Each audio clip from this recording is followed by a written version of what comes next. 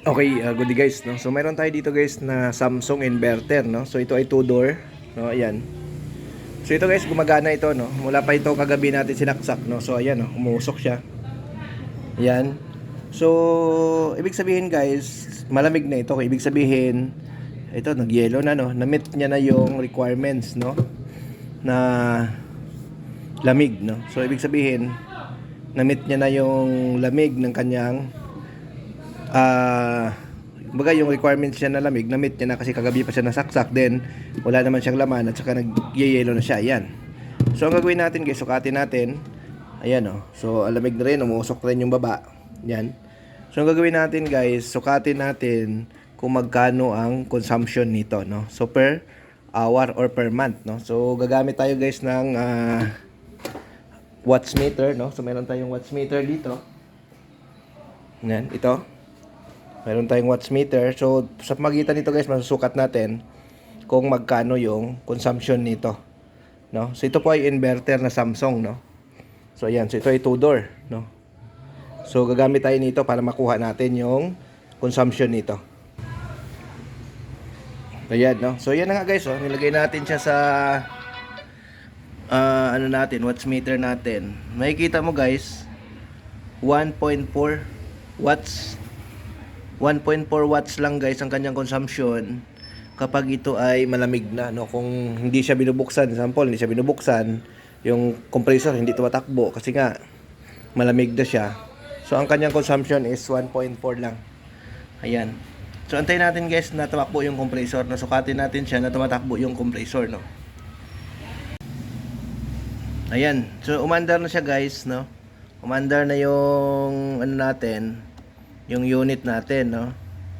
So ayan, no. So ang reading niya ay 50 watts guys, no. 50 watts, 50.5 watts. Ayan, no.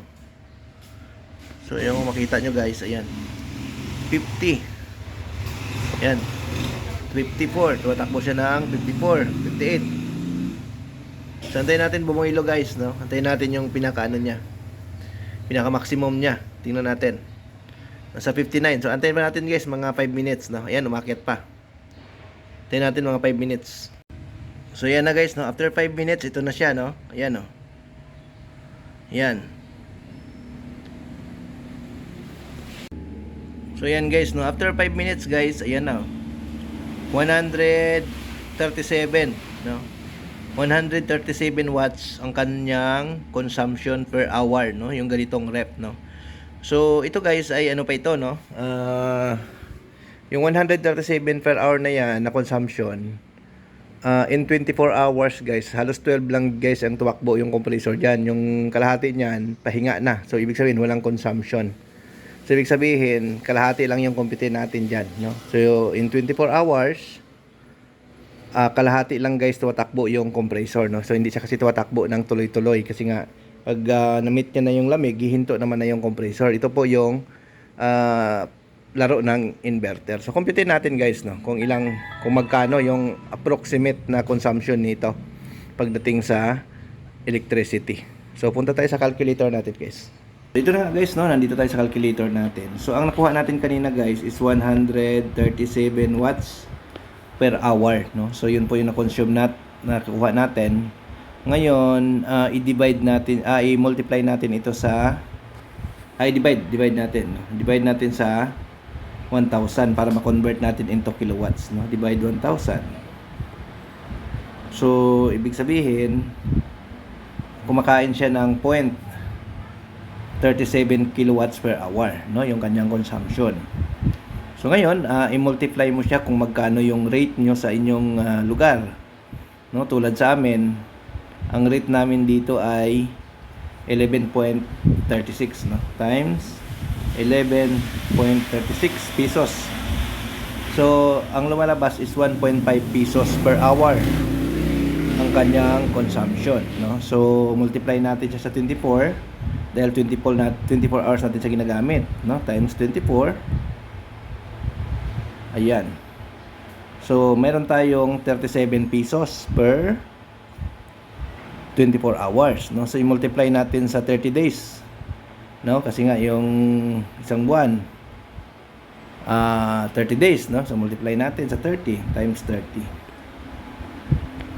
So mayroon kang 1,100 na consumption. Pero yun nga yung sabi ko, dahil ito ay inverter, kalahati lang nito ang tinatakbo ng compressor. So dahil kalahati lang nito, no? So i-divide natin to sa 2. Divide natin sa 2. Ang lumalabas ay 560 pesos, no? Yung approximate consumption natin pagdating sa refrigerator na inverter, no? So ito yun guys, no?